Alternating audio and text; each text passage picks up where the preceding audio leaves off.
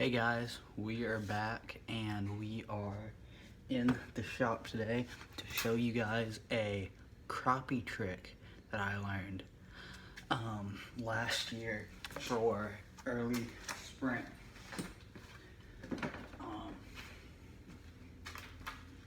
So we got it already set up for us on this rod.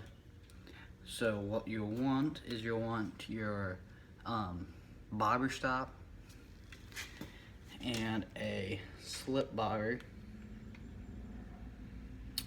and your split shot. There's the split shot, and your crappie or panfish hook. Now, what you want to do is, I'm going to show you a way that you don't need. Normally this will be your live bait bobber setup, but there's also, it is all tangled up. There's also another way you can fish this for crappie. Most of the time when you do the live bait, you'll get bluegill, but we are doing crappie for that today. So it is just your same bobber setup, slip bobber. That part's important. I mean, I suppose if you really wanted to, you could use a spring bobber. I personally prefer to use a slip bobber. So you'll want to, depending on your depth, adjust your bobber stop. Let me just flip those barrel open. Well,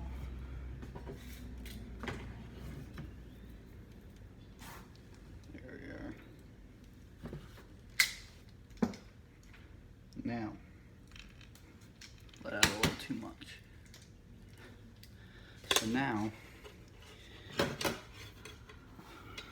the depth that I'd be fishing probably about here. You might have to adjust it throughout the day, but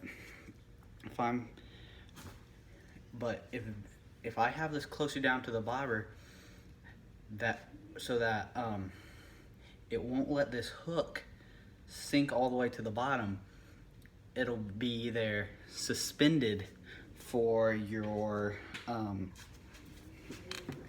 suspended crappie in the early spring, like is normally the case for so it'd kind of be something like that, and it'd just kind of be suspended. And well, say hi to the bobber guys. So basically it'll allow for some suspended fishing. Now,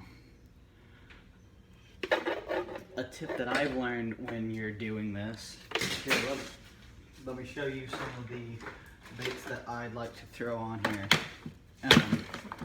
One of my personal favorites, I don't know why I call this tube the cricket, but it's just the closest thing I've ever had in my tackle box to a cricket. That's what that reminds me of. So some tube type stuff. One of my personal favorite colors for tubes is this white, or the red with the white skirt, or one of these is the kind that I like to throw on there. Mostly not the curly tails like the grubs, but mostly anything with these skirts or these little tentacles here will be what I'd throw on there. And now,